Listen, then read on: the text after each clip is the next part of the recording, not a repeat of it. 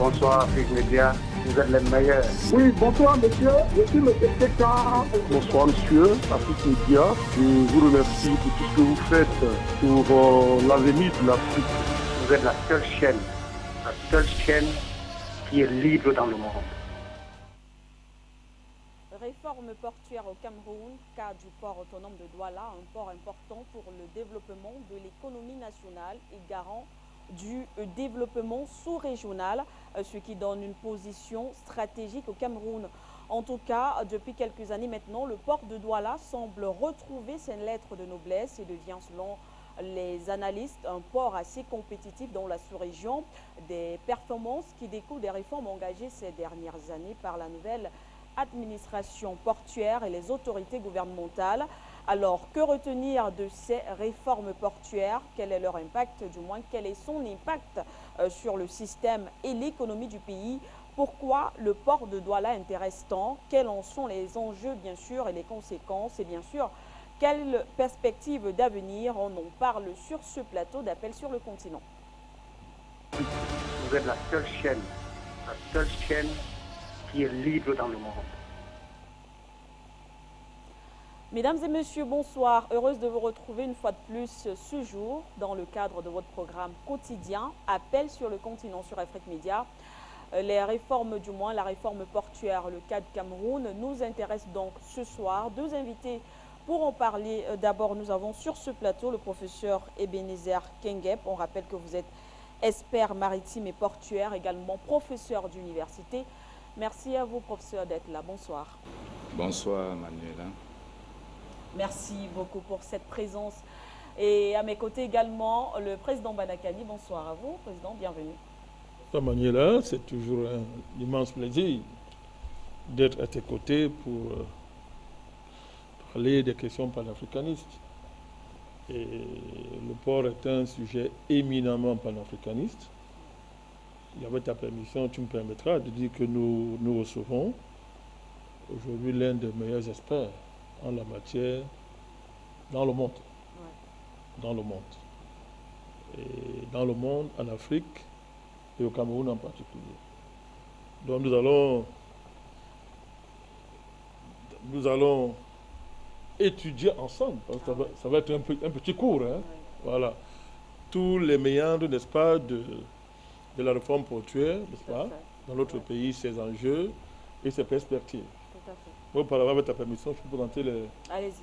Hein, qu'on voit un peu à qui on a affaire. Ce n'est pas une expertise usurpée. C'est une expertise éprouvée par la publication des livres qui font autorité en la matière. Et ça a commencé depuis les années 2019, où le professeur Kengep Ebenezer a écrit, n'est-ce pas, un grand livre sur les grandes décisions commentées de la jurisprudence maritime camerounaise.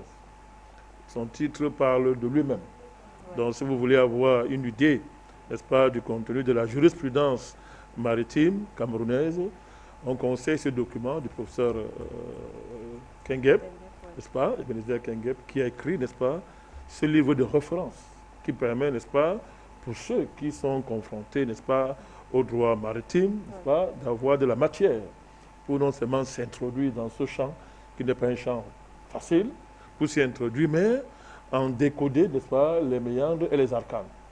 Donc, il ne s'est pas arrêté là. Il a écrit aussi en 2015-2016 un autre excellent livre en la matière, Droit de la mer et de l'exploitation des ressources halieutiques. Et dans ce livre, on nous parle des sources du droit de la mer, tout ce qui concerne le partage de la mer, Manuela Siké, la liberté des mers et la souveraineté des États côtiers. On nous parle du contentieux des délimitations maritimes. On nous parle de la sûreté et de la sécurité maritime dans le golfe de Guinée. Ouais. Et ensuite, de l'exploitation durable des ressources halieutiques de la mer. Ce livre a été préfacé par le professeur Jean Gatsi, qui est un agrégé des facultés de droit, professeur à l'université de Douala. Ouais. Donc, quand vous voyez le contenu d'un tel bouquin, n'est-ce pas, vous voyez à qui on a affaire. Vous voyez tous les gros enjeux, n'est-ce pas, qu'il y a autour de la question de la mer, de l'exploitation des ressources halieutiques. Pour un pays maritime comme le Cameroun, l'intérêt d'un tel ouvrage n'est plus à présenter. Et je voudrais insister vraiment sur le contenu. Quand vous voyez le contenu, n'est-ce pas, la matière du livre, vraiment, on ne peut que dire que notre pays a une chance d'avoir un expert qui côtoie, n'est-ce pas, les cimes, n'est-ce pas, les cimes de n'est-ce pas, de ce secteur-là. Oui. Alors, il ne s'est pas arrêté là. s'est pas arrêté là. Je crois toujours en 2008, 2010, il va écrire un autre livre sur le droit des transports terrestres, aériens et maritimes, suivi de cas pratiques corrigées et de conseils méthodologiques pour réussir son rapport et son mémoire. C'est un livre plus didactique pour les étudiants. Vous voyez, donc il a écrit un bouquin comme ça, c'est le droit des transports terrestres, aériens et maritimes. Donc, c'est son 3e bouquin qui a été réédité. On est à la 3e réédition, n'est-ce pas, qui certainement a été des ajouts. N'est-ce pas? Oui. Ça a connu des ajouts, ça a connu des améliorations. Donc, c'est un autre document majeur, n'est-ce pas? Voilà, c'est bien. Un document majeur, n'est-ce pas? Toujours dans le domaine des transports terrestres, le domaine aérien et maritime. Et enfin, le dernier bouquin, il y en a d'autres, il y a un autre qui n'est pas là. Aujourd'hui, il y a un bouquin on n'a pas pu obtenir, n'est-ce pas? On n'a pas pu entrer en possession du bouquin, mais c'est 5 bouquins de référence en la matière. Et là, on va lire le dernier, n'est-ce pas? Il a écrit le droit maritime de la CEMAC à l'aide de la réforme. Un lien avec le thème d'aujourd'hui. Ouais. Et le contenu du bouquin, géopolitique et géostratégie des transports maritimes, les grands axes de la réforme, l'apport des règles de Rotterdam au code de CEMAC, les contrats maritimes et les auxiliaires du transport, le contentieux des transports maritimes, c'est-à-dire la responsabilité, les règles de compétence, la prescription, l'évaluation des dommages et liquidation des indemnités. Et enfin, une étude de cas. Donc, quand on parcourt l'ensemble des travaux de notre invité d'aujourd'hui, on a affaire à, comme on dit, à quelqu'un qui maîtrise, qui sait de quoi il parle. Et une fois de plus, l'Afrique et le Cameroun, nous avons la chance d'avoir, n'est-ce pas, parmi nous, un expert de cette dimension qui côtoie l'expertise mondiale. Il ne côtoie pas seulement, il tutoie, et je peux vous dire, Emmanuel Asike, sans prétention, que non seulement il tutoie, mais il les interpelle parce que la qualité de ses travaux et le contenu scientifique de ces travaux s'imposent à l'expertise mondiale. Donc on peut dire que nous sommes bénis cet après-midi d'avoir sur notre plateau M. Kengep. Et justement, on va commencer avec vous, professeur, pour parler de notre thématique, puisqu'on parle de la réforme portuaire, le cas du port autonome de Douala qui nous intéresse du côté du Cameroun. Avant peut-être de rentrer dans le fond du sujet pour permettre justement à nos téléspectateurs de comprendre notre problématique de ce jour, qu'est-ce que la réforme portuaire, justement, en quelques mots? Bon, après avoir écouté tant d'éloges, tant de propos dithyrambiques, il est difficile, permettez-moi de passer sans remercier le président Banda, qui a déjà eu la témérité de me convaincre de passer ici, parce qu'habituellement, je suis un homme en retrait, un homme de science qui fait moins de tapage, mais je fais plus de production pour aider à la compréhension de certains sujets difficiles comme ceux-ci, et profonds aussi parce que ça a un lien historique avec notre pays. Donc j'ai finalement accepté l'invitation parce que je pensais que cela était nécessaire, qu'il était nécessaire que je vienne pour apporter mon éclairage, pour apporter ma contribution modeste à la compréhension de ce sujet. C'est un sujet ancien. Et pour très bien le comprendre, il faut vraiment casser ça en deux. Partir d'avant la réforme et ensuite maintenant la réforme. Parce que tous les problèmes de la réforme trouvent leur cause, leur fondement dans la période avant la réforme. Et on comprendra très bien les enjeux, les interpellations et pourquoi il y a beaucoup d'agitation autour du port. Donc le sujet, la réforme, c'est qu'on a modifié un droit existant. Donc la réforme, c'est la modification d'un droit existant. Donc on passe d'un droit, d'un système à un autre. Il faut donc très bien comprendre. Et c'est pour ça que nous avons choisi à dessein, et vous avez très bien fait de l'approuver, choisir la réforme à la place de la révision. Parce que la révision, c'est une modification mineure sur certaines dispositions légales existantes. Mais il s'agit de casser complètement, de changer de paradigme, de changer de vision, passer d'une vision à une autre. C'est pour ça qu'on parle de réforme. Et la loi fondamentale, en ce qui concerne cette réforme, date de 1998, qui est une année importante dans le système portuaire camerounais. Parce que c'est en 1998 que le Cameroun adopte sa loi de réforme, donc la loi qui régit le secteur portuaire au Cameroun. Et c'est le point de départ de cette réforme. On peut très bien, sur la base de cela, envisager maintenant d'examiner le bilan et les perspectives pour plus tard. Pour comprendre ces réformes, vous l'avez si bien dit, on passe d'un système à un autre. Quel était donc l'état des lieux avant son implémentation? Le système portuaire camerounais est vraiment intéressant à étudier. Lorsque vous l'avez parcouru, vous en devenez passionné. Parce que c'est des enjeux importants qui concernent le plan économique.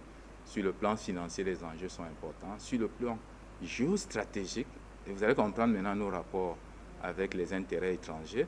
Donc sur le plan géostratégique, sur le plan géopolitique, et même géoéconomique, les enjeux sont énormes. Donc lorsque le Cameroun accède à l'indépendance, en 1960, on crée naturellement un ministère des travaux publics et des transports. Et dans ce ministère, on a intégré une direction des ports et des voies navigables. Donc vous voyez, jusque-là, il n'y a aucune entité, aucune structure de proximité pour gérer les ports. Et cette direction va travailler jusqu'en 1970.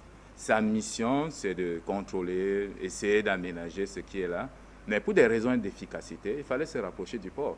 Parce que la direction étant à Yaoundé, c'était difficile de gérer, d'aménager le port étant à distance. Donc pour des raisons d'efficacité, raisons évidentes, il fallait donc rapprocher la direction de ces ports-là du terrain. Et c'est pour ça qu'en 1971, date importante au Cameroun, nous créons donc une entité, une institution qui est l'ONPC, l'Office national des ports du Cameroun, qui va se détacher de la ville de Yaoundé pour venir diriger, travailler et aménager, parce que la vision à cette époque-là, il s'agit d'aménager les ports. Nous ne pouvons pas le faire étant à Yaoundé. On a donc créé l'ONPC, première institution, première entreprise publique dans ce sens, pour s'assurer de l'aménagement de ce port. Et grâce à cette vision, nous avons obtenu un prêt cette année-là, un prêt de la Banque mondiale pour aménager le port.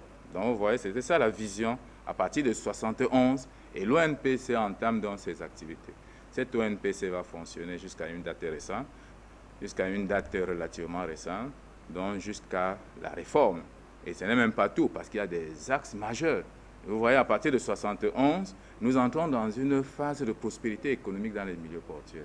Parce que 1971, l'ONPC est là, 1974, la Camship arrive, dans la Cameroun Shipping Lines, donc le Cameroun va améliorer ses offres de prestations maritimes, SOCAMAC arrive, le CNCC, Conseil national des chargés du Cameroun, arrive, tout ça en 1975. Donc il y a une véritable explosion sur le plan portuaire, sur le plan économique. Et on voit les retombées sur le plan économique, sur le plan des recettes douanières, sur le plan des rapports avec les pays de l'Interland, tels que le Tchad, la RCA, qui sont très intéressés par les aménagements et par la transformation qui s'opère au niveau du Cameroun. Donc l'ONPC est très prospère. Jusqu'à ce qu'on entre dans une nouvelle autre phase, qui approche les années 90. Parce qu'à partir des années 90, nous entrons dans un nouveau cycle. Parce que dans ce cycle-là, on commence à parler de la libéralisation. On commence à parler du désengagement de l'État, des entreprises publiques. Donc, vous voyez, on commence à parler de privatisation. Donc, le discours commence un peu à changer et ce discours va influencer la gestion de l'ONPC. Et c'est de là que l'on commence à envisager le changement de cap, le changement de paradigme. D'où la réflexion qui est lancée, qui va aboutir à la réforme de 1998. Dans cette réforme, il est donc question de changer, passer non seulement de l'aménagement, mais non seulement de l'aménagement à l'extension, mais également de renforcer la coopération internationale, parce qu'à côté de la libéralisation, à côté de l'extension, il faut aussi envisager les meilleurs rapports, la facilitation, la compétitivité, ainsi de suite au niveau du port de Douala. Donc jusque-là, on est encore à la limite. ONPC, PAD. Vous voyez qu'en 90, 98, on ne parle pas encore de PAD. Le PAD n'est pas encore là. On est encore à l'ONPC. Jusqu'en 98, donc, il y a une grande loi de réforme qui a annoncé les couleurs. Parce que le PAD va entrer en scène. Et quand le PAD entre en scène, l'ONPC est toujours là. L'ONPC est là. Donc c'est une phase transitoire. 98 marque le champ de la réforme et on entre dans une ère de transition. Et justement, qu'est-ce qui change concrètement? Ce qui va changer, c'est qu'après la loi de 98, on entre dans une nouvelle ère. Cette loi est accompagnée d'une série de décrets. Une série de décrets qui créent les différents organismes portuaires nationaux, parmi lesquels le PAD. Oui. Et surtout, cette loi opère quelque chose de majeur, c'est-à-dire l'éclatement des compétences de l'ONPC. Donc cette loi va opérer un éclatement de compétences. Jusque-là, on a affaire à l'ONPC seul, mais après ça, il y a un éclatement de ses compétences. Première compétence, c'est la compétence liée à la régulation. Cette régulation va être dévolue à l'autorité portuaire nationale, puisque dans les différents décrets, il y a l'un d'eux qui crée justement pour la première fois l'autorité portuaire nationale qui est aujourd'hui à Yaoundé. Donc le siège à Yaoundé, c'est l'autorité qui a aujourd'hui le pouvoir de régulation et d'homologation des redevances. Donc vous voyez en fait, les compétences, les champs de mission sont très bien répartis. Donc c'est l'APN, l'autorité portuaire nationale, qui va hériter des compétences de régulation qui étaient jadis dévolues à l'ONPC. Parce que l'ONPC, en son temps, gère tous les ports du Cameroun.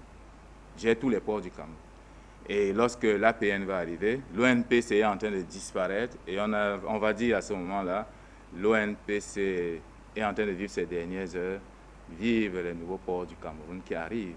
Et parmi ces nouveaux décrets, il y a 4 décrets qui vont créer 4 ports, 4 organismes portuaires nationaux qui vont faire d'eux des ports autonomes. Il y a le premier décret qui crée le port autonome de Douala. Voilà. Port autonome, tous sont créés la même année, 15 juin 1999. Port autonome de Kribi, port autonome de Limbe, port autonome de Garoua. Même si un décret va remettre la gestion de ce port plus tard à la communauté urbaine. Donc les 4 décrets créent les 4 ports en même temps. Donc les 4 ports se mettent en place en même temps. Mais comme le port autonome de Douala, il y a ses installations. Les installations sont déjà là, tout est là, le patrimoine de l'ONPC est là, donc lui, il est immédiatement opérationnel. Son directeur est nommé, il est immédiatement opérationnel. Les autres ne se mettent pas encore en place, parce qu'il faut attendre les sièges, les nominations des DG et tout le reste. Donc, sur le plan de l'opérationnalisation, seul le port autonome de Douala se met en place. Mais ce n'est pas que c'est lui qui remplace l'ONPC, non? C'était un glissement sur le plan de, comment on va dire, sur le plan langagier, sur le plan de la sémantique. Mais le port autonome, lui, il est autonome, il est indépendant, il n'est pas lié à l'ONPC. Donc c'est l'un des ports autonomes du Cameroun. Mais sauf qu'il y aura un lien. Il y aura un lien parce qu'il y a l'actif. Et c'est ça qui fait problème aujourd'hui. Il y a l'actif mobilier, l'actif immobilier de l'ONPC qui génère des convoitises, qui suscite des convoitises, qui attire des grands noms, qui attire tous les intérêts. Et c'est pour ça qu'à un moment donné, les ministères, le bruit est remonté jusqu'au ministère des Finances qui a décidé de s'intéresser au patrimoine de l'ONPC. Parce que quand le PAD arrive, l'ONPC presque tombe dans la désuétude, voilà, et on met cette entreprise dans le giron des entreprises à liquider. Donc, comme les entreprises publiques de l'époque, la même année, Régifecam, l'ONCPB, même année, toutes ces entreprises-là sont en liquidation. Dans ce cycle-là, avec l'ONPC, laissant ainsi la place au PAD qui prend immédiatement la relève. Mais il y a le patrimoine de ces sociétés-là qui fait problème, qui reste. Les gens ne sont pas très renseignés sur la question. Même à cette époque-là, beaucoup n'ont pas le renseignement et les dispositions légales en la matière ne sont pas suffisamment claires pour le transfert du patrimoine mobilier et immobilier de l'ONPC. Est-ce qu'il faut transmettre ça au PAD seul ou aux différents ports? Oui, ça pose quand même un peu quelques difficultés sur le plan législatif. Mais les choses vont être claires. Et c'est pour ça qu'à un moment donné, donc, beaucoup de gens, beaucoup d'acteurs vont entrer sur la scène. Beaucoup d'acteurs vont entrer sur la scène au niveau de l'ONPC et au niveau des acteurs externes. Parce que comme un patrimoine est presque là, sans propriétaire, sans gérant, à partir de 2006, un fait majeur va se produire parce qu'un certain cabinet va entrer en scène. Vous voyez, c'est à partir de là qu'on parle de M. Atou. Atou Lazare. Oui. Ben, il joue un rôle majeur. Je suis même très heureux qu'il soit sorti de l'ombre. Parce que nous avons encore le contentieux de la liquidation de l'ONPC.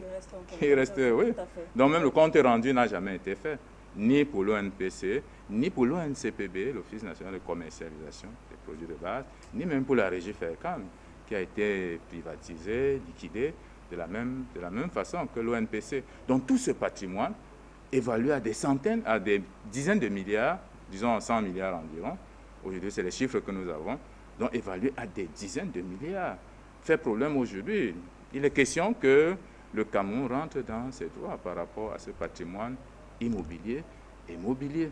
Donc ce jeune atout entre en scène en 2006 parce que le ministre des Finances lui signe une autorisation demandant qu'il fasse un inventaire des biens, de l'actif, des biens mobiliers et immobiliers de l'ex-ONPC qui est en liquidation. Donc c'est là où il entre en scène. Et il commence donc à gérer tout ce gros patrimoine mobilier, immobilier. Mais c'est un patrimoine connu parce que l'ONPC, dans ses jours de gloire, avait réussi quand même à monter un très bon document d'un recueil de textes qui rappelle tous les avoirs de l'ONPC. Donc il avait fait un très bon travail à l'époque, je crois que c'est en 1997 qu'on a publié ce recueil de textes à l'ONPC, nous renseignant sur l'état patrimonial de l'ONPC. Donc voilà là où ce monsieur entre en scène. Et ça devient intéressant. Ça devient intéressant parce que ça devient un peu conflictuel. Vous voyez, il y a deux entités. Il y a l'ONPC qui n'a plus vraiment d'existence légale, mais il y a un PAD qui devrait fonctionner avec le patrimoine de cette ONPC qui est en train de quitter la scène. D'où ces petits conflits-là. Donc le reste n'est que ça. Oui, lorsqu'on écoute votre analyse, normalement, ça ne devrait pas causer problème. On a l'impression qu'il y a des manigances autour de l'affaire. Des richesses, un gros patrimoine Qui appartiennent à l'ONPC, à l'État, Oui. un patrimoine national, Tout à fait, oui. des loyers, des terrains, tout ce dont vous entendez parler, Senghé et tout le reste, c'est le patrimoine de l'ONPC, c'est le patrimoine de l'État. Donc c'est un patrimoine qui appartient à l'État. Ça ne devrait pas poser de problème. Oui. Mais comme tout le monde est entré à un moment donné, chacun a essayé de profiter de la situation. Donc ça a créé une situation un peu confuse. Ça a créé une situation confuse. Certains ont soutenu que ce n'était pas clair que ce patrimoine devait être reversé dans celui du PAD. Mais lorsqu'on consulte les textes, la pensée du législateur était que le PAD continue à gérer avec le patrimoine qui était là. Oui. Il n'était pas question de créer un autre patrimoine, un autre siège, d'autres bâtiments. Non, c'est pas ça.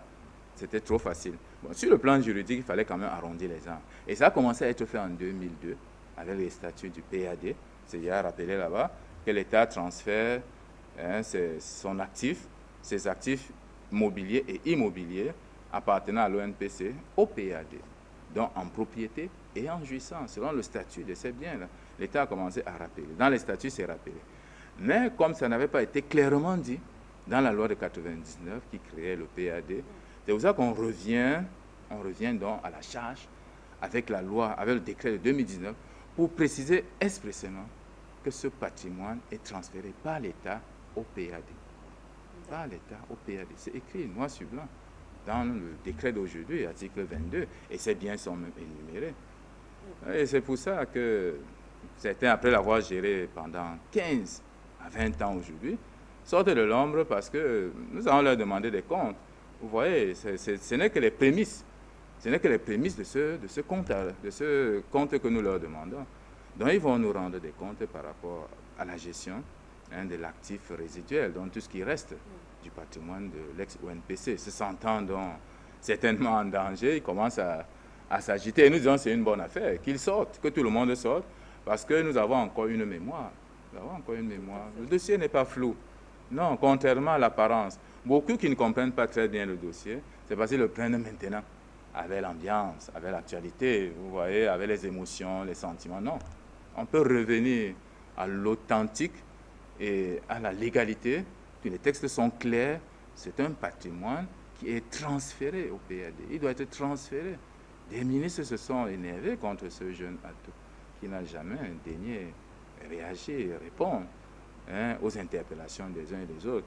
On s'est même posé la question à un moment donné pourquoi, mais après le temps aidant, c'était un peu calme, jusqu'à ce qu'il sorte. Quand il sort de l'ombre, vous voyez, il nous interpelle tous. Et nous qui avons un devoir de mémoire, nous sommes quand même des privilégiés pour avoir été des témoins oculaires de certains événements. Nous pouvons donc venir en parler. Et oui, vraiment, venir en parler. Merci à vous, professeur, déjà.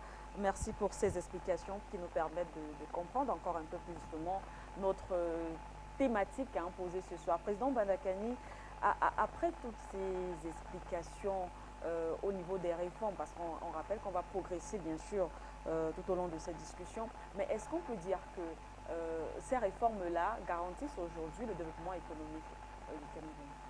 C'est pas lui qu'il faudra poser la question. Il répondra à cette question. Oui, nous on fait des analyses, nous ne sommes pas des experts en la matière. Le maître là devant vous, il va bien faire ça. Mais ce qu'on peut dire, c'est que quand on regarde les blocages institutionnels d'une certaine dimension, qui sapent le travail comment dire ça, de bonification des capacités, n'est-ce pas, de nos établissements portuaires à produire de la richesse, la question que vous posez, à générer de l'argent pour l'État et à créer les conditions pour que la prospérité s'installe dans le pays, on peut se poser des questions. C'est-à-dire quand il y a des blocages institutionnels, je le répète, à ce niveau-là, vous voyez des plus hauts collaborateurs du chef de l'État, des gens qui ont des pouvoirs énormes, n'est-ce pas, c'est-à-dire que s'organisent pour bloquer, n'est-ce pas, pour bloquer l'épanouissement de la principale porte d'entrée de notre pays. Donc, à ce niveau-là, votre question prend tout son sens. Le président de la République du Cameroun a parlé de l'INERCI. Et il disait qu'il se demandait pourquoi d'autres pays qui sont moins outillés, comme le Cameroun, qui ont moins de potentiel, comme le Cameroun en termes de ressources humaines, en termes de ressources naturelles, de richesses, font mieux. Et il accusait l'inertie. Alors, c'est un mot présidentiel, parce que le président ne parle pas n'importe comment. C'est un mot présidentiel qui trouve un écho concret. Madame Manuela Sigui, quand vous voyez comment, n'est-ce pas, malgré les dispositions pertinentes, n'est-ce pas, des tests, n'est-ce pas, on bloque, on empêche le port de jouir de son patrimoine. Alors que les instructions sont claires, il faut lui laisser, on lui a reversé ce patrimoine-là, de manière légale. Les gens bloquent, parce qu'ils sont puissants, parce qu'ils estiment, n'est-ce pas, qu'ils sont même plus influents que le président. Ils estiment qu'ils sont en situation de bloquer, d'envoyer le président se balader. C'est-à-dire en piétinant les tests, en piétinant les ordres du président de la République. Comment est-ce qu'on peut expliquer, n'est-ce pas, qu'on veut la battre, n'est-ce pas, le directeur général du port, n'est-ce pas, alors qu'il est seulement en train d'appliquer les instructions présidentielles. Vous avez vous a parlé du cabinet à tout. Vous avez deux ministres, au moins deux. Vous avez le ministre Abba, n'est-ce pas, qui a même donné le mandat de gérer ce patrimoine-là, qui après va engager, n'est-ce pas, une démarche pour demander des comptes et même arrêter. Mais rien ne se passe. Après lui, Essouli Meigné, rien ne se passe. Madame Manuela Sigui. Et ces démarches ministérielles sont basées sur le constat que ce patrimoine est pillé. Donc les gens demandent des comptes, rien. En 2019, donc, le président de la République fait un décret où les choses sont claires. Je peux vous lire ça rapidement. Je vous lis un morceau. En effet, le décret présidentiel du 24 janvier 2019 portant réorganisation du PAD dispose: l'État transfère au port autonome de Douala, en propriété et en jouissance, selon le statut juridique de ses biens, les actifs ainsi que le patrimoine de l'ex-Office national des ports du Cameroun, localisé dans la circonscription portuaire de Douala-Bonabéry. Ce décret précise que ce patrimoine est constitué des dépendances et les biens du domaine public portuaire ainsi que les biens du domaine privé de l'État affectés au PAD. Les biens du domaine privé de l'État attribués en propriété au PAD au titre de l'apport de l'État à la formation du capital de la société, le patrimoine de l'ex-ONPC situé à l'intérieur de la circonscription de compétences du PAD, les infrastructures et immeubles relevant du domaine public portuaire de Douala-Bonabéry, etc. Donc les choses sont claires. Mais on empêche l'application de ce décret du chef de l'État. Il y a plus grave encore. On pourrait encore dire que bon, ok, ça reste là comme ça. Mais on voit très bien en plus que derrière, il y a des batailles pour que le port du Cameroun soit toujours dans les mains des étrangers. Étrangers qui sont moins disants, Manuela Siké. Ils sont moins disants à des niveaux mafieux. Ce n'est pas une moins disance parce que peut-être que, bon, ok, on peut dire que oui, ils ont la volonté, c'est intérêt, je parle de Bolloré, hein. Il a la volonté, mais peut-être il n'a pas les moyens. Non, c'est que c'est une démarche mafieuse, Mme Manuela Siké, qui est faite que M. Bolloré, parce qu'il est français, il estime que tout ce qui est camerounais appartient à la France. Avec l'appui, n'est-ce pas, des hauts barons de notre pays. C'est cela qu'il s'agit. Vous vous retrouvez avec une entreprise, une multinationale suisse, qui vous dit que nous pouvons prendre le port là. En 15 ans, nous, on vous reverse près de 400 milliards de redevances. Le port en l'état, hein. Et vous avez M. Bolloré qui vous dit que non, en 15 ans, je vous reverse 68 milliards de francs. Est-ce que vous vous rendez compte? Est-ce que vous voyez la différence? Est-ce qu'on parle du même port, Mme Manuela Siké? Donc, vous voyez très bien qu'il y a d'énormes enjeux politiques et géopolitiques autour de ce port qui font que, n'est-ce pas, la politique, n'est-ce pas, a bloqué l'application des tests. C'est-à-dire que les enjeux politiciens, la lutte des barons, n'est-ce pas, débordent les capacités juridiques de l'État à faire appliquer ces tests en la matière. C'est cela qu'il s'agit. Et ce débordement prend une tournure particulière avec l'affaire Souris-Gore, où maintenant c'est clair pour tout le monde que c'est le président camerounais qui a dit, c'est lui, c'est-à-dire qu'on l'expose, on démontre au monde entier que, n'est-ce pas, il peut faire tout ce qu'il veut, il peut produire n'importe quel test, on s'en fout. Les barons qui sont puissants dans le pays peuvent faire ce qu'ils veulent, on s'en fout du chef de l'État. C'est très grave. C'est très grave d'arriver là. C'est très grave. C'est très grave d'arriver à ce niveau-là. Les choses sont claires. Et alors on va se demander, mais ok, oui, le président ne fait rien. Il faut ceci. Mais il faut que les Camerounais voient la puissance et la détermination des collaborateurs du président à saper son travail. On en donne de voir. C'est-à-dire soit le président prend des mesures martiales, c'est-à-dire on commence à fusiller les gens vont être premiers à dire que ce n'est plus l'état de droit. Et comme il est si attaché à la légalité, n'est-ce pas, il continue dans sa démarche, n'est-ce pas, à être dans la légalité. Mais regardez comment, n'est-ce pas, tous les blocages qui sont organisés pour saper le président du chef de l'État, l'action du président de la République du Cameroun. Et tout ça est parrainé par l'extérieur. Il faut que les gens voient. Ce n'est pas qu'il n'a pas envie de faire, il fait. Mais les gens organisés sur un niveau international se sont donné les moyens, n'est-ce pas, de bloquer ce que le président veut faire. Ça interpelle tous les Camerounais. On va dire que non, il ne fait rien, il dort. Regardez, il fait des réformes. On va vous l'expliquer de façon magistrale.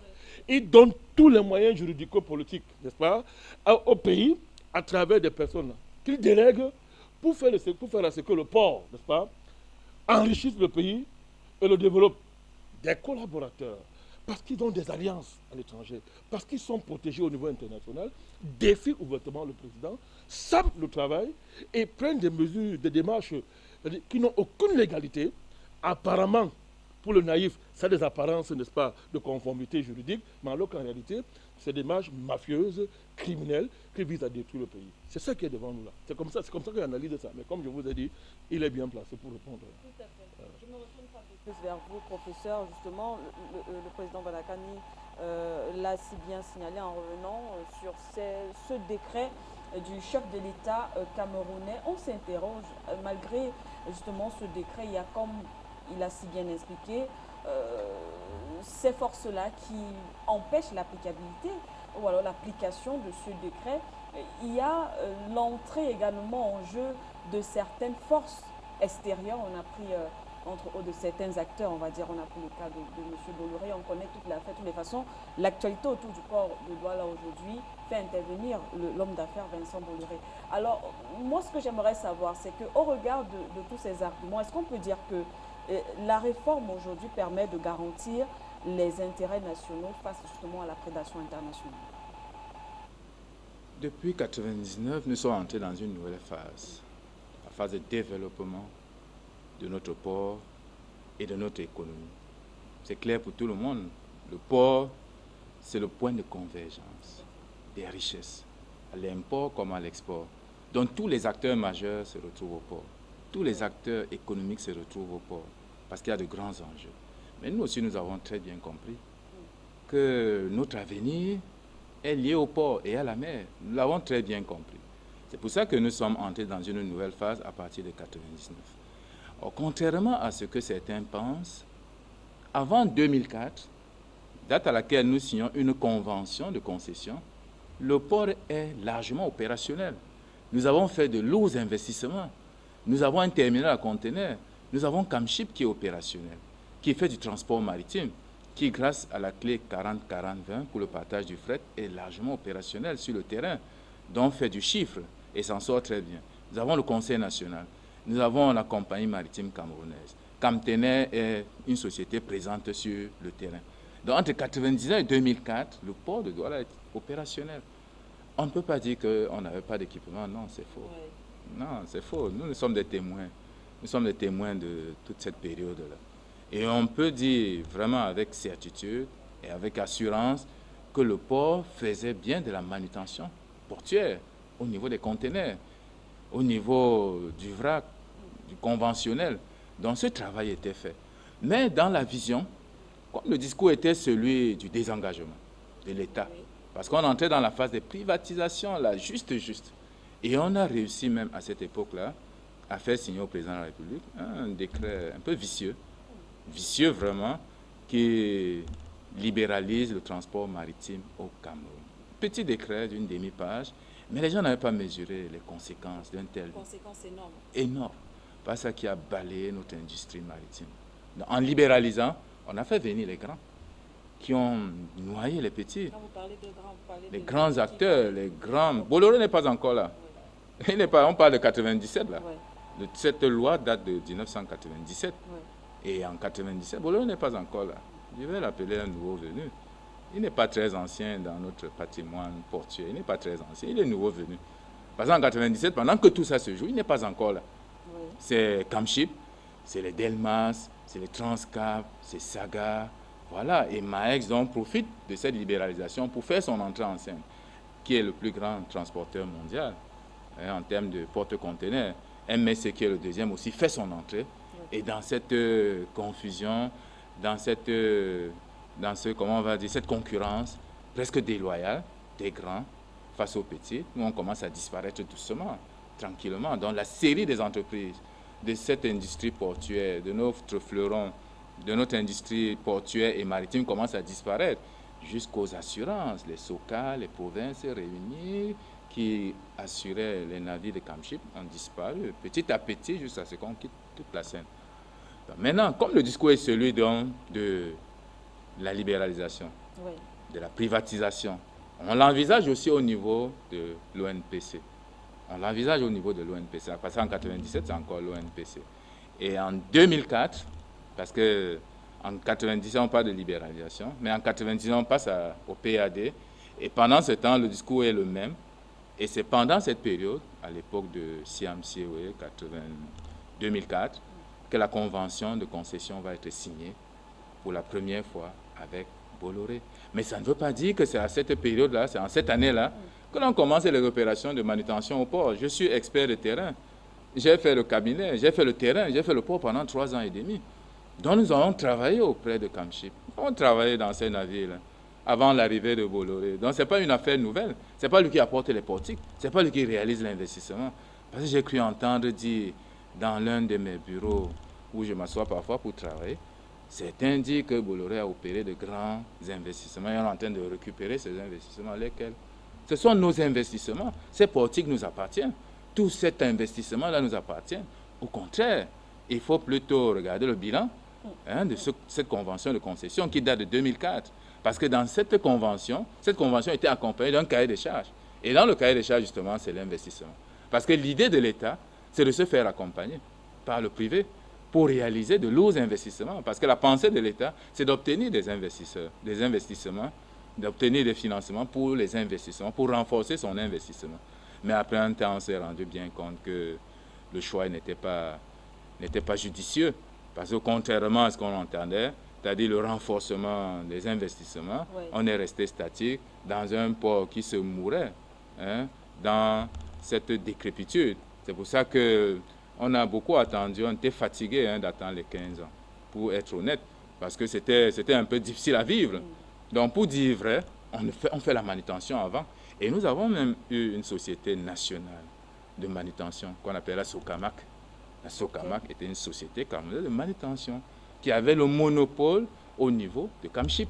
Donc, il faisait déjà la manutention. On n'est pas venu nous enseigner la manutention, loin s'en faut. Franchement, on n'est pas venu nous enseigner la manutention. Nous avons des investissements. Nous avons réussi à avoir des financements de l'État. Mais on avait une vision stratégique. Attirer les investisseurs, s'ils pouvaient nous accompagner dans le renforcement de nos équipements. Mais ça n'a pas été le cas. Tirant les leçons, simplement, de cette situation, nous avons dit on passe à autre chose. Et grâce à cela, je crois qu'au niveau supérieur, le décret aussi est arrivé à point nommé pour régler un certain nombre de choses. Et en 2019, le décret vient modifier un premier texte qui crée le PAD, qui n'était pas suffisant dans la gestion, dans les actifs immobiliers, dans les actifs mobiliers. Donc, il n'était pas suffisamment clair. Ce décret vient donc régler ce problème des actifs résiduels de l'ex-ONPC par rapport au PAD. Mais également pour changer de cap, parce que si nous passons à autre chose, et c'est ce décret nouveau de 2019 qui permet au PAD de reprendre certaines de ses activités par voie de régie. Donc, c'est autorisé par ce nouveau décret de 2019. C'est ce nouveau décret de 2019 qui permet à la direction générale des différents ports du Cameroun, y compris celui de Douala, de reprendre ses activités, de reprendre le terminal à conteneurs par voie de régie. Donc, ce n'est pas lui qui invente le mot. Ça existe dans le texte.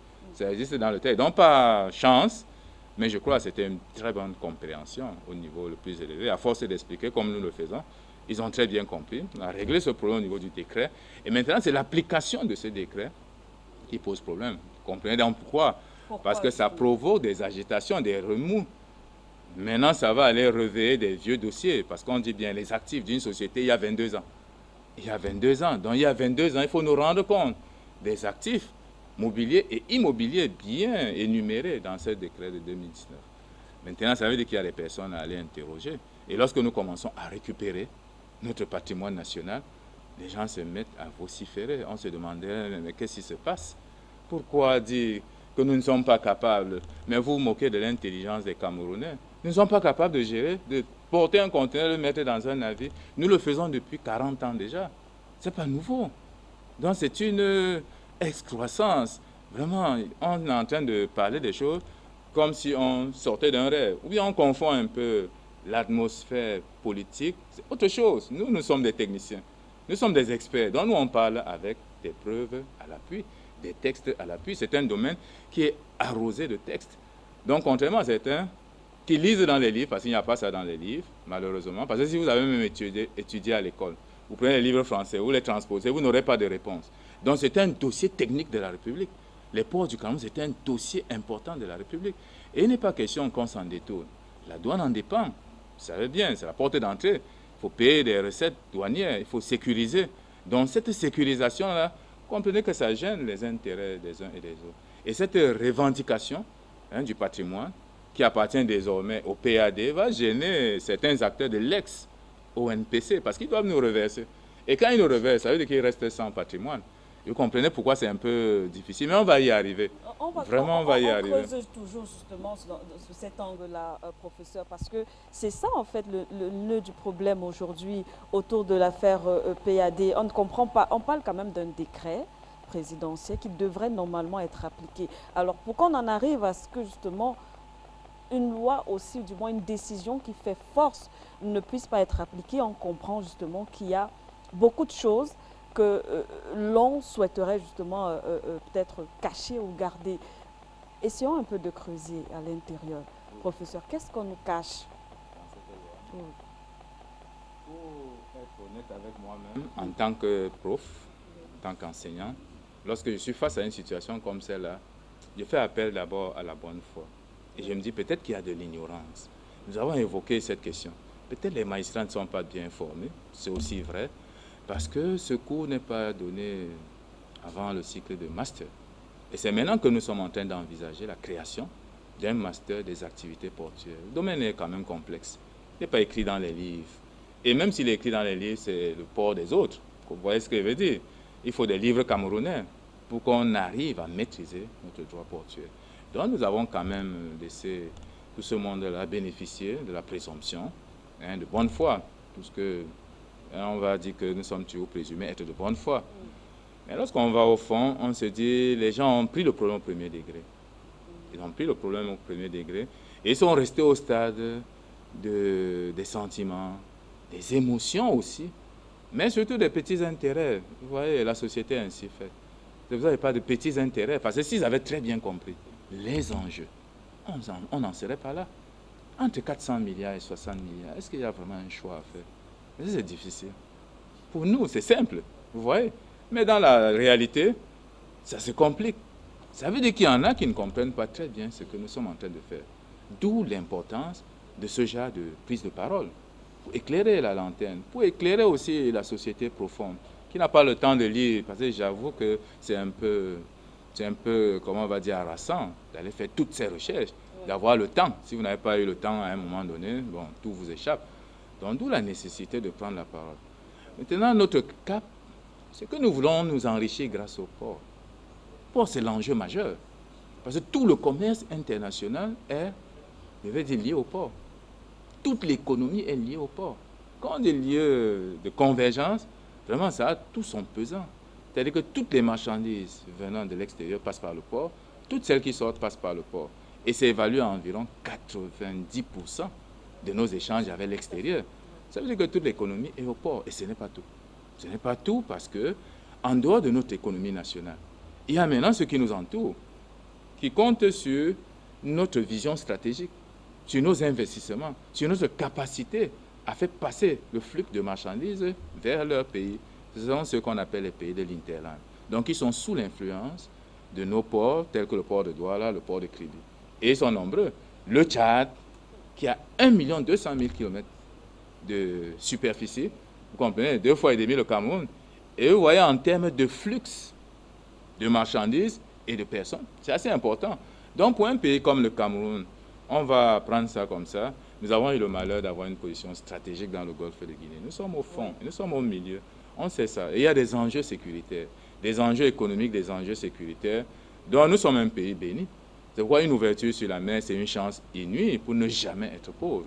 Parce que seulement le flux de ces pays de l'Interland nous garantissent une économie prospère. Et non seulement ça, en retour aussi, ils aimeraient voir la fluidité de ce tronçon-là, de ces corridors. Donc le Tchad compte sur nous. La RCA compte sur un pays comme le Cameroun, à travers le port de Douala. Donc vous voyez, c'est pour ça qu'on a ces deux corridors-là. Et ce n'est pas fini. Le Soudan aussi, le Soudan du Sud vers le Sud, qui est en bas, parce que le pays a été coupé en deux, aspire aussi à créer un corridor vers le Cameroun. Parce que vers le nord, ce n'est pas avantageux. Et ce n'est pas commercial du côté de l'Orient, de l'Afrique orientale. Et ce côté-là n'étant pas très fréquenté, c'est de là que prospère la piraterie maritime. Donc, ce n'est pas intéressant pour eux de réfléchir en termes de mer Rouge. Il faut réfléchir vers le Cameroun. Ça nous fait 3 pays. Nous avons le Congo, le nord du Congo, qui reverse son fret, c'est-à-dire ses marchandises, vers le sud du Cameroun. C'est avantageux que de longer tout le Congo. Donc, vous voyez, les enjeux sont énormes. Et vous voyez, tout ça là est drainé vers le port de Douala.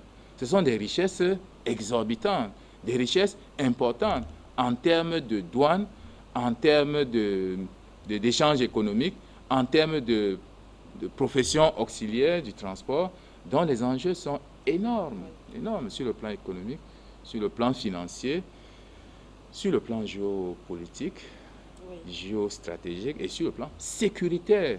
Parce que nous allons y arriver. C'est pourquoi si certains avaient une bonne connaissance de nos dossiers, ils ne s'amuseraient pas à nous livrer. Parlons justement de le port est...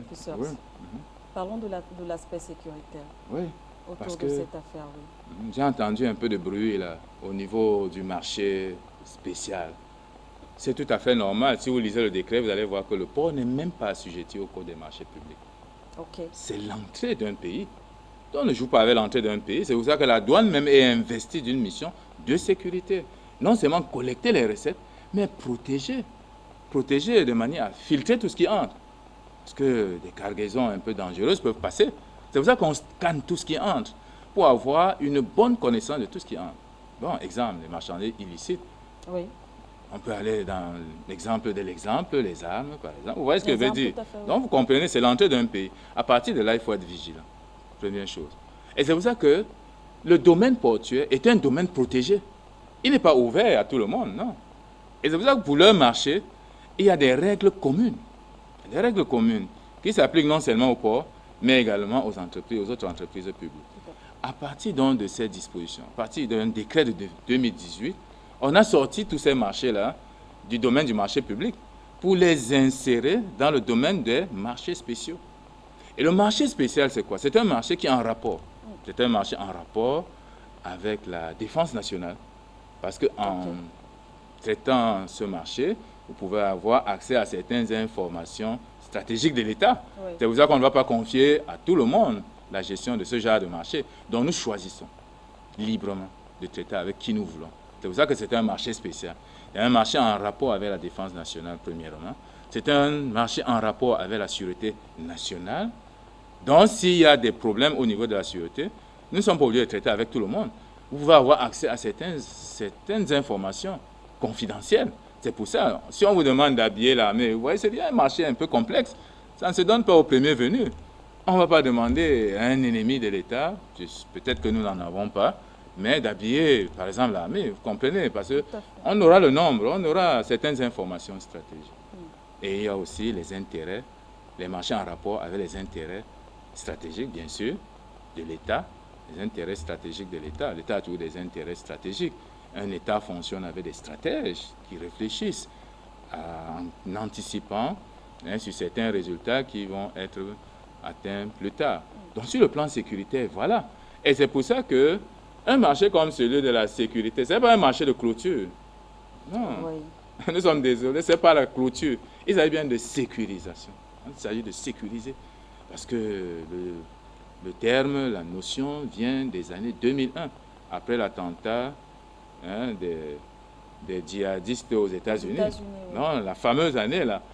Après avoir réussi leur coup en 2001, sur le plan international, on a voulu anticiper, puisqu'ils ont réussi sur le plan aérien.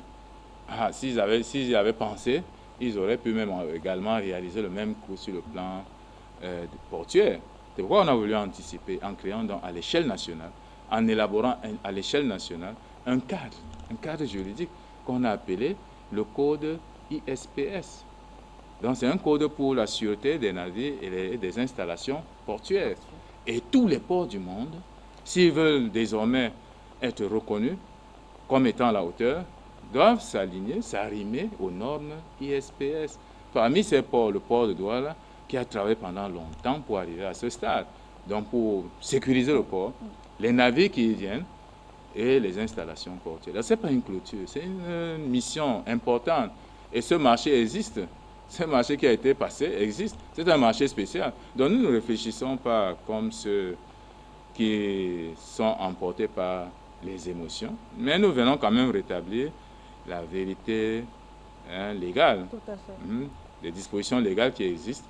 Nous n'allons pas nous livrer aux déclarations fantaisistes. Donc il y a des dispositions. Si c'est encadré, il vaut mieux le rappeler. C'est pour ça que j'ai dit au président d'entrée de jeu, je le remercie vraiment et je crois que nous avions des raisons d'organiser une rencontre comme celle-ci pour apporter plus d'éclairage.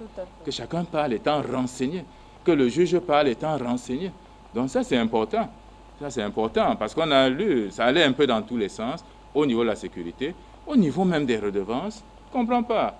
Ou il refuse de lire, ou il ne comprend pas très bien ce que ça veut dire. Le directeur n'a rien à voir avec les redevances. Il a quoi à voir là-dedans? Vous ne payez pas le loyer et puis le problème du directeur, c'est quoi? Il n'a rien à voir là-dedans. Vous comprenez? Ni dans l'établissement des montants, ni dans l'homologation. Ça, c'est une compétence qui est dévolue à l'autorité portuaire nationale, pas au port. Le port n'a rien à voir là-dedans. Sauf si on refuse de lire. Mais j'avoue que le dossier est un peu difficile, il est un peu complexe. Je suis un peu tolérant, peut-être par mon tempérament de prof d'enseignant, parce que je suis un peu patient en attendant qu'ils comprennent que nous sommes sur un terrain complexe, qu'ils prennent le temps d'étudier. Nous ne sommes pas dans des matières communes, habituelles. Ce n'est pas du droit civil. Ce n'est pas du droit civil ou du droit pénal. Nous sommes dans le droit portuaire. Il y a des règles. Tout à fait. Elles sont abondantes. S'ils veulent être documentés, ils peuvent nous solliciter. Et nous voyons déjà la nécessité d'accélérer au niveau de la création des masters dans les activités portuaires. Parce qu'on en parlait avec certains milieux infiltrés, certains milieux renseignés, et qui trouvaient la nécessité de renseigner aussi les autres. Renseigner les autres sur cette capacité à faire des analyses dans ce domaine. Donc, ce n'est pas le décret qui pose problème, c'est l'application. Et ils sont un peu au premier degré de la compréhension. Or, ce dossier, il est plus profond. Vous voyez, c'est depuis 1960. Quand on parle même de congestion des ports aujourd'hui, il date de 1960. Donc, ce n'est pas nouveau. Parce que même avant 60, le port est déjà là, non? Le port est là. Le port est là avec les Allemands. Mais ce n'est pas encore aménagé. Donc, nous ne sommes pas encore appropriés notre port. Le temps est venu. Après 1960, on parlait déjà de congestion des ports. Et parce qu'à l'époque, le premier marché de Douala était au port. Le premier marché, grand marché, qu'on appelait le marché Beach. Oui. Pour vous qui êtes très jeune, c'est peut-être difficile. Mais nous l'avons connu parce que, ironie du sort, mon père, lui, il était commerçant au port. Vous comprenez la passion. Je suis dans ces affaires-là depuis ma tendre enfance. Donc, pour moi, c'est une passion. J'ai vu naître le port, j'ai vu tout ça là devant moi. Donc, avec toute cette passion-là, pour nous, c'est un peu ça. Je n'ai pas besoin de lire les livres pour ça. J'ai besoin d'être là pour rappeler tout ce qui existe dans la matière. Donc, c'est un peu ça. Merci. Merci à vous, professeur. On va revenir vers vous. Président Babakani, peut-être les enjeux, justement, autour du port autonome, après les explications du professeur. Donc, les enjeux sont évidemment politiques. Je vous ai indiqué tout à l'heure que vous avez vu par quel moyen le Cameroun a retrouvé sa souveraineté portuaire. Tout à fait. Maritime. Le professeur vous a expliqué d'où on est parti. Comment, à travers une méconnaissance des circuits juridiques, n'est-ce pas, de tout ce qui était relatif à la mer, à notre port, on a bradé l'industrie maritime du pays. On a perdu tout ça. Il vous a dit comment les fleurons, Camchip, Cantenaire, Conseil national des chargeurs du Cameroun, toutes ces choses-là ont été démantelées. Or, ça garantissait au pays non seulement une capacité stratégique maritime extraordinaire, mais d'énormes revenus.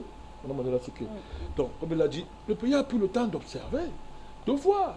Et le président du Cameroun étudie tout ça rapidement et il engage une stratégie pour reconquérir le port. Et son instrument, c'est la réforme portuaire. Entre autres, sa vision stratégique de l'avenir du pays. Le président comprend que le Cameroun peut s'enrichir, se développer à partir du port seulement, Manuel Asike.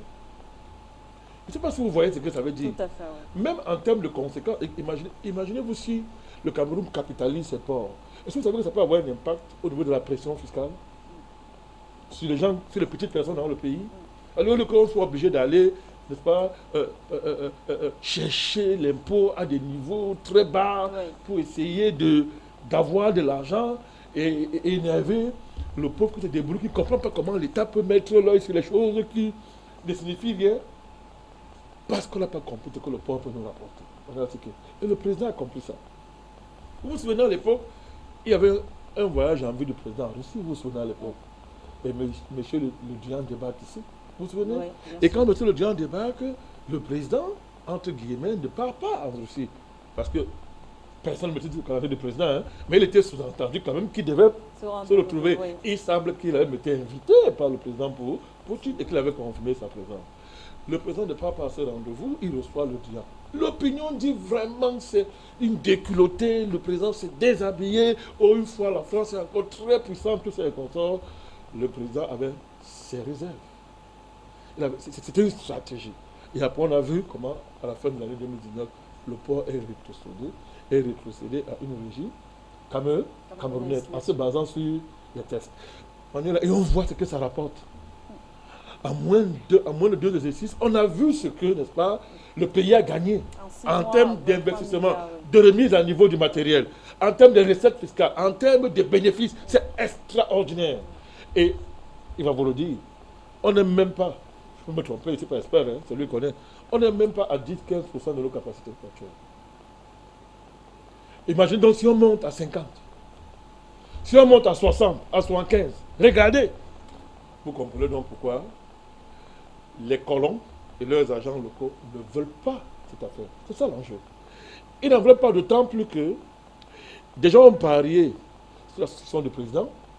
On a dit qu'il faut tout faire pour que les Camerounais comprennent que tout le problème du Cameroun, c'est le président. Et du coup, les ministres qui ont des missions pour comparer le président, peuvent saboter le pays, ramasser de l'argent, voler, faire des alliances avec l'étranger. On ne les voit pas. On voit le président. Et si le président part, on dit non, il est parti avec toute sa malchance, entre guillemets, comme dit quelqu'un. Il est parti avec ça. Et les gars reprennent leur affaire. Mais pour quel projet? Pour nous ramener dans les années avant l'indépendance, pour nous ramener dans une colonisation la plus sauvage, comme on est en train de voir dans d'autres pays africains. C'est ça le projet qu'il y a derrière. Et les gens sont allés dealer avec M. Bolloré pour qu'il ne paye rien. On lui a versé 500 milliards, 600 milliards, 1000 milliards en 15 ans à notre État, n'est-ce pas? Parce qu'il a puisé les informations, il a puisé près de 6 000 milliards au port, n'est-ce pas, au Cameroun, à moins, pendant les 15 ans quand Dieu l'a. C'est 20 ans pour ça.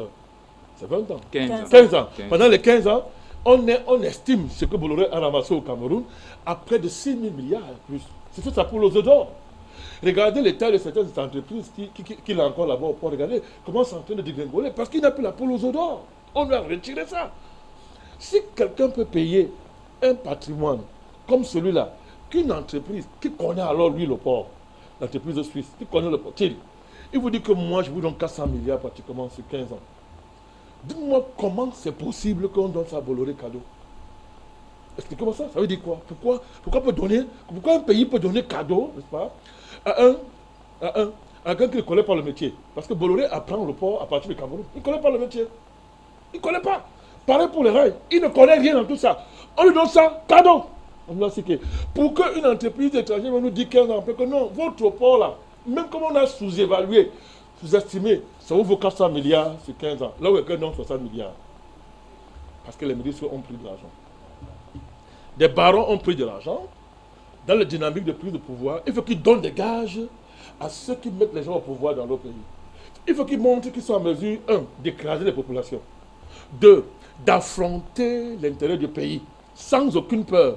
3, de défier le président.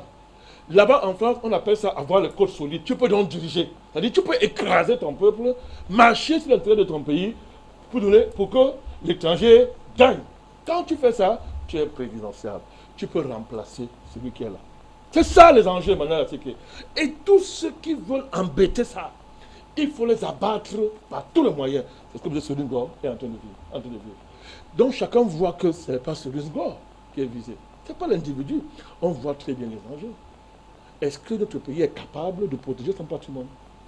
Parce que vous l'avez demandé à la présidence étrangère. Et c'est capable? Oui. On a des experts. Voilà un des meilleurs qui est là devant vous. On a des gens comme Sorin-Ngor. Mais le problème, c'est quoi? Une espèce de mafia politique s'est constituée au cœur de l'État. Et sa mission est d'empêcher l'émergence des compétences nationales, des capacités nationales à protéger le patrimoine national et à le valoriser en termes financiers, en termes stratégiques, en termes politiques. Il faut empêcher ça. En violant les lois, en faisant semblant de connaître la loi alors qu'on ne le connaît pas. Il vient de vous l'expliquer. Comment même les magistrats sont des illettrés en matière de droit portuaire. Et vous pouvez comprendre pourquoi Manuela, c'est qu'un magistrat, n'est-ce pas, peut condamner le directeur du port en disant que je l'ai convoqué, il n'est pas venu. Comme s'il parlait à un vulgaire citoyen du quartier qui ne sait rien. Il dit je l'ai convoqué. Et sur la base de la colère, du sentiment d'outrage. Vous parlez d'émotion tout à l'heure. Oui, tout à fait. C'est un prof, il parle d'émotion. Parce que l'émotion, le magistrat, son émotion remplace la loi. Il masque son incompétence en la matière par une émotion. Alors que, de par les tests, il n'a pas à se présenter. Ce n'est pas lui l'individu. C'est le pauvre personne morale qui gère. Il applique des directives, n'est-ce pas, qui sont édictées par les supérieurs, que ce soit les supérieurs moraux, l'autorité portuaire nationale, qui dit il applique le conseil d'administration du port, donc il applique. Et celui qu'on convoque au tribunal. Quand il ne vient pas, le magistrat se fâche, lui donne 5 ans de prison avec suicide, avec les condamnations à peine d'indemnité. D'où donc quand il parle d'émotion et de sentiments, parce qu'on ne connaît pas, n'est-ce pas, le contenu des lois en la matière, on n'arrive même plus à définir l'intérêt du pays en la matière, et ça s'est remplacé par des émotions, les intérêts, n'est-ce pas, et on croit que parce que vos intérêts vous commandent de faire quelque chose, c'est bien pour le pays. C'est là où on se trouve. Vous voyez, ça revient à l'inertie. Paralysie de l'administration. L'administration est paralysée. Le président donne des directives, c'est bloqué. Il y a des gouvernements dans le gouvernement. Il y a l'État dans l'État. Et il y a des affrontements, n'est-ce pas, qui paralysent tout ce que le président veut faire. tout ce qui démarche, tout ce qui va engager, on casse. Et les gens sont là, matin, midi, soir. On attaque le président, on attaque, alors qu'on n'est pas en train de voir comment il y a une organisation mafieuse, une pieuvre, c'est-à-dire qui est à l'intérieur de l'État, et qui a des ramifications partout, au niveau international, qui empêche le président de travailler. C'est ça, de mon point de vue, l'enjeu politique et dans une certaine mesure géopolitique de cette affaire-là. Merci une fois de plus. Nous sommes presque à la fin de cette émission. Alors, professeur, est-ce qu'aujourd'hui, puisqu'on évolue, nous sommes à l'ère justement, Cyrus Ngom, on va le dire comme ça, directeur général du port autonome de Douala, est-ce que cette nouvelle administration aujourd'hui répond à la nouvelle réforme, à la réforme justement portuaire? Est-ce que les engagements aujourd'hui sont respectés, s'il faille faire peut-être une sorte de bilan et pourquoi pas également de perspective? Oui, Emmanuel. Après un certain nombre d'années, on peut visiter un peu les chantiers réalisés par la direction actuelle et s'interroger sur le bilan et éventuellement sur les perspectives d'avenir. Mais au regard des textes, pour rester légaliste, oui, au regard des textes, des missions qui ont été confiées à la direction générale, nous pensons que cette direction est en phase avec la vision stratégique. Pour vous dire et être honnête, nous sommes dans une phase de récupération du patrimoine national. Que les uns et les autres nous comprennent clairement. Nous l'avons perdu à un moment donné, on l'avait perdu de vue.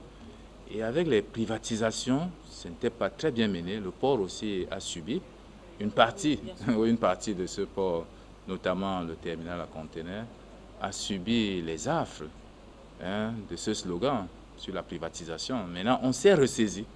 Nous nous sommes ressaisis et nous sommes dans une dynamique de récupération de notre patrimoine national.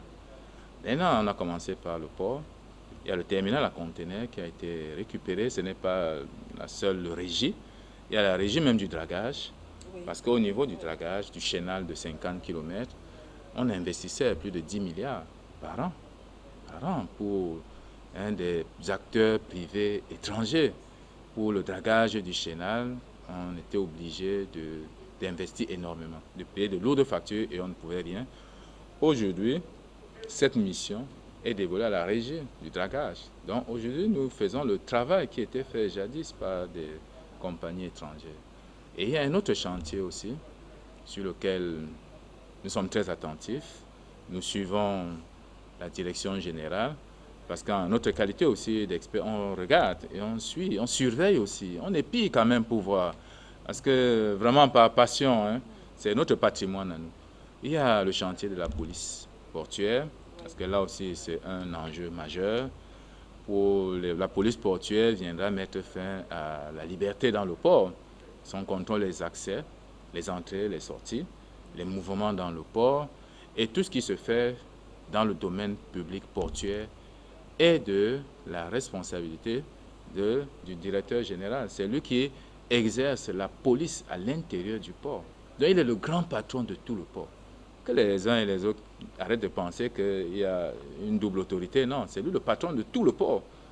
Et dans cette récupération, ça fait un peu problème parce que dans le domaine foncier, vous voyez, on est obligé d'aller attaquer des gens qui se sont installés sur le domaine portuaire par des arrangements avec les agents de l'ex-ONPC, les acteurs de l'ex-ONPC. Donc tout cela fait quand même problème, ça fait quand même des petits dégâts, mais nous voyons que nous progressons. Nous progressons au niveau de la police portuaire.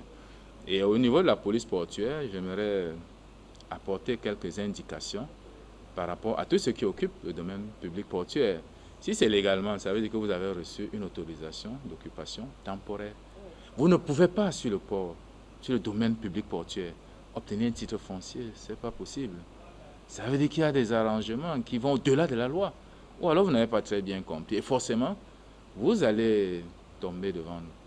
Parce que là, nous aurons la victoire. Vous n'avez ni la loi, ni rien avec vous. Donc forcément, nous aurons la victoire. Votre titre sera simplement nul et non avenu. Parce que légalement, vous ne pouvez pas obtenir un titre foncier sur un domaine appartenant à l'État. Donc, tout cela vient aussi peut être mis à l'actif de la direction générale actuelle. au-delà des mots, de l'application de la politique générale. Mais dans les faits, nous voyons que nous progressons. Et il y a aussi un autre aspect, parce que ceux qui ont pris du plaisir à tirer avantage de notre milieu portuaire, on commence à déchanter, parce qu'on leur demande de payer leur présence. Quand vous êtes là-dedans, on vous appelle ammodiataire, c'est-à-dire vous êtes le locataire du port autonome. Vous êtes le locataire, vous êtes son locataire, il est votre bailleur. Vous devez payer des droits, des redevances. Donc, vous payez des redevances au PAD. Ce sont des redevances locatives, des redevances portuaires d'une manière générale. Et ces redevances portuaires sont fixées par les organes internes du PAD. Ce n'est pas le directeur en personne. Donc, il y a un conseil, un comité consultatif d'orientation qui fixe les redevances. Et le cap a aussi été fixé depuis 2018 parce que la nouvelle réforme, la nouvelle révision des textes a fixé les nouvelles redevances à partir du 1er janvier 2018. Donc, il y a les nouvelles redevances. Ce n'est pas l'affaire d'un individu à l'intérieur, c'est du comité consultatif d'orientation qui propose donc ces redevances au conseil d'administration. Le conseil d'administration aussi regarde et valide, et ce n'est pas tout. Transfère le dossier maintenant à l'APN, à son comité technique d'homologation des tarifs des redevances portuaires. Ce n'est qu'après homologation, par ce comité technique au niveau de l'APN, l'autorité portuaire nationale, que les tarifs peuvent enfin être appliqués. Et maintenant, lorsque ces tarifs sont en vigueur, les organes internes de recouvrement au niveau du port se mettent en mouvement pour le recouvrement tranquille de ces redevances. Ce n'est pas l'affaire du grand directeur au-dessus de nous. Donc tout cela est quand même mis à l'actif. Et on sent qu'il y a de la résistance, parce que les habitudes aussi ont la peau dure. Ils ont longtemps profité de notre espace, au point de nous faire condamner, parce qu'ils ne payent pas des redevances locatives, ce qui est extraordinaire, c'est un exploit. Sur le plan juridique, vraiment, c'est un exploit. Je n'ai pas pu résister dans ma cachette. Comme je disais au président, je n'ai pas pu résister dans ma cachette. Et il fallait vraiment qu'on vienne vraiment au devant de la scène pour expliquer que ce n'est pas le contexte, parce que vous voulez profiter du contexte. Vous noyez tous les poissons, non, c'est pas bon. C'est pas bon, il y a la réalité légale, il y a les textes. Nous sommes dans un domaine qui est réglementé, abondamment réglementé. Or, au contraire, en ce moment, nous sommes en train de réfléchir sur des révisions. Parce que même les textes qui régissent la police portuaire sont un peu vieux. Ils datent de l'ONPC. Donc, les temps sont un peu révolus. Il faut nettoyer. Voilà, il faut les réactualiser. On est même déjà en train de réfléchir là-dessus. Parce que nous n'attendons pas que le PAD lance le mouvement. Nous, on réfléchit un peu avant pour anticiper. De sorte que quand ils nous appellent, on dit non, on avait vu le problème. Donc, ça, on est en train de réfléchir là-dessus. Le sujet est déjà sur la table. Et je crois qu'on va réfléchir davantage et actualiser les textes qui datent de 83 pour la loi et de 85 pour le décret d'application. Donc, ils sont vieux avec les nouveaux codes ISPS et tous les textes nouveaux au niveau international. Il faudra donc les fusionner, les mettre en harmonie pour avoir de nouveaux textes. Donc, nous croyons qu'il a très bien compris. Il a très bien compris le travail qu'il y a à faire et ça va se poursuivre. Nous y tenons vraiment. Le port, c'est une chance inouïe. Nous avons fait une fixation aujourd'hui sur le port autonome de Douala. C'est vraiment par respect que je ne veux pas aller ailleurs parce que je risque de m'exploser en traversant vers Kribi. Oui, vraiment, nous faisons une fixation sur le port autonome de Douala. Peut-être qu'on parlera des autres. Et vous verrez que c'est une chance inouïe pour un pays comme le nôtre. Notre position est stratégique. Parce que nous avons essayé de comprendre pourquoi cet acharnement, pourquoi tout cet amalgame autour de nous, pourquoi nous attirons tant de monde. Et on a compris très bien. Nous sommes un pays intéressant sur le plan économique. Vous avez le port, vraiment vous avez l'autorité économique. Ce n'est pas nouveau, ça a été découvert depuis les Portugais, depuis 1472. Vous voyez, les premiers même qui étaient de passage, même les pêcheurs ont découvert que le pays était prospère. D'où le nom même du Cameroun. J'ai dit, on ne fait même pas honneur au nom du Cameroun, parce que le Cameroun veut dire crevette. Vous comprenez? Donc, étymologiquement, Cameroun, c'est crevette. Rio dos Camaros. Donc, c'est une rivière de crevettes, c'est un pays de crevettes. Pourquoi ne pas tirer avantage de tous ces événements historiques pour donner une nouvelle dynamique à notre pays? Donc, on se ressaisisse vraiment au niveau des sentiments, qu'on se ressaisisse et que l'on revienne maintenant aux choses sérieuses sur le plan économique, sur le plan scientifique, sur le plan juridique, que les uns et les autres se ressaisissent, qu'on sorte un peu de cet amalgame-là. Parce que c'est vrai, nous avons souffert, mais maintenant, nous avons identifié le problème, que l'on s'organise, parce que je crois que le pays a suffisamment d'intelligence pour travailler et nous faire prospérer.